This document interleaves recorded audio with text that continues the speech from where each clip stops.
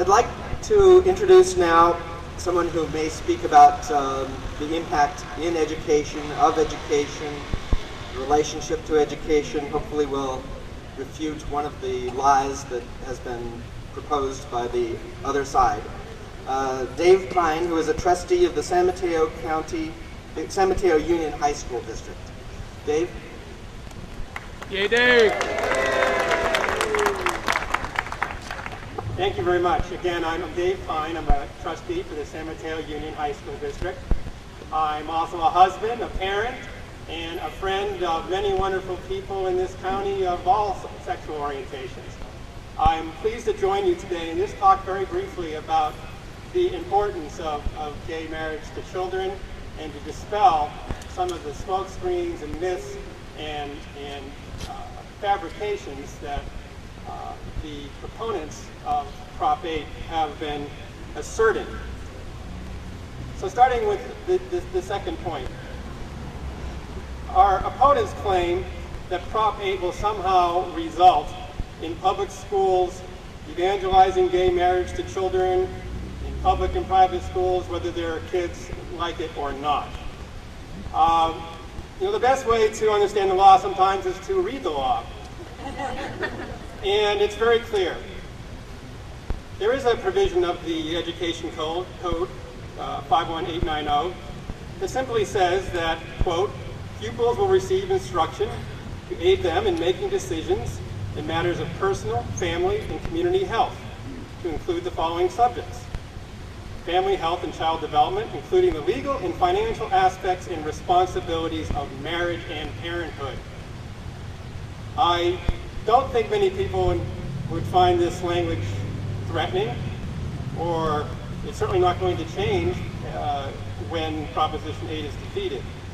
But in the event a parent did have concerns, the Education Code also allows them to opt out of instruction that is counter to their religious or moral convictions. Section 51240 makes very clear that if you feel the instruction is counter to your beliefs as a parent, and these beliefs include your personal moral convictions, you do not have to participate in that section of the health and family education in your school. So our opponents have taken this issue, and with respect to children education, have tried to make us fearful. And of course the opposite is true. We should be encouraged and pleased with what this means for education and what it means for children. There's no better way to help a child than to have a strong family. And gay marriage promotes families. Without gay marriage, gay and lesbian couples could continue to adopt children as they've had for many years, but they will not have that same equal status that heterosexual couples do, and they will not be able to have the state sanction of their union, which ultimately is critical to that family. It's the right thing to do, and it helps our children. So, in closing, there's a quote by Martin Luther King that I always find inspiring, which is, the arc of history is long, but it always bends towards justice. And over the last many years, thanks to the fine work of people here and throughout this state, gays and lesbians have been moving towards equal justice and equal standing in our society. So now we have to finish the job and send this message to everyone throughout the country. If we can prevail in this election, the momentum behind the right of gay and lesbian couples to marry will be unstoppable. So thank you for inviting me, and let us continue to move towards justice.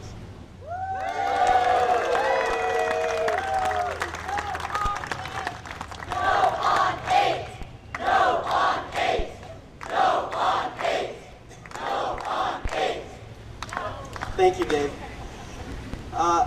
And now we're almost at the end. This is, I'd like to introduce the final speaker, who, it turns out, now you may notice some difference in age, but it turns out we're classmates. Amanda Gelender. Okay. Amanda is a student at Stanford, and we actually share a drama coach. So I'm happy to introduce Amanda. She is the founder and executive director of the Stanford Theater Activist Mobilization Project. So thank you.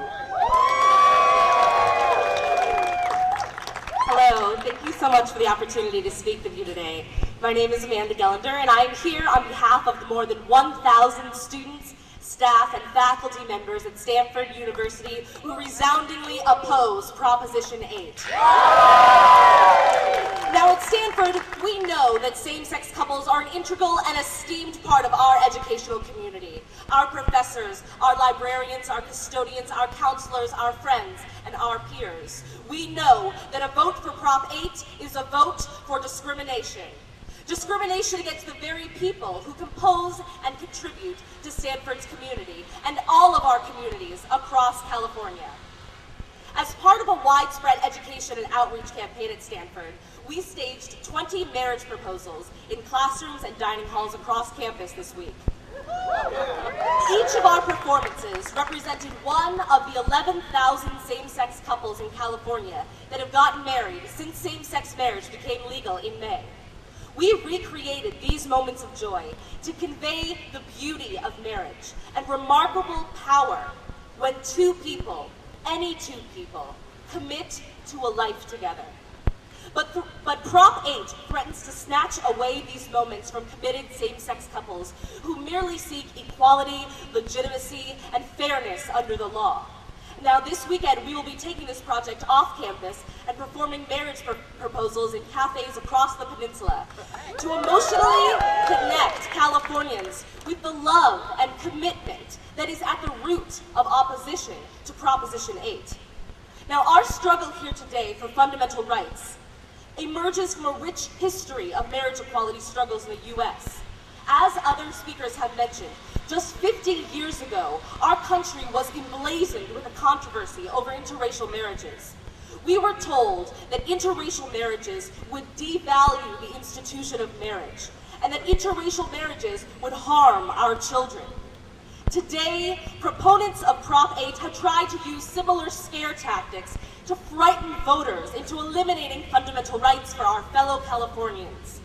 Their claims are erroneous and intolerant. Our positions are rooted in choice, fairness, and equality, but history is on our side and we will prevail. And we will prevail because Proposition 8 is clear and simple discrimination. You don't need a Stanford degree to know that the law should not single out one group of people and deem their love and commitment unworthy of equal treatment. It's wrong to eliminate fundamental rights, and we will not let that happen on November 4th. These past few months, we have seen what has happened in California since same-sex couples have been allowed to marry. And somehow, miraculously, the institution of marriage is still intact.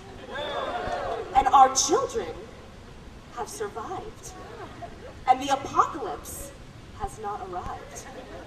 In fact, we have strengthened the fabric of our society over these past few months. As same-sex couples have gotten married, the state finally providing them with the equal rights that their domestic partnerships simply did not fulfill. Same-sex couples now have the same dignity and respect as all other committed couples in California. And just as the ban on interracial marriage was ultimately overturned, we will vote down Prop 8 and reject this attempt to deny our fellow citizens of their fundamental rights. As Cesar Chavez said, once social change begins, it cannot be reversed. You cannot uneducate the person who has learned to read. You cannot humiliate the person who feels pride. You cannot oppress the people who are not afraid anymore. We have seen the future, and the future is ours. Thank you. Now, please join me in a little chant.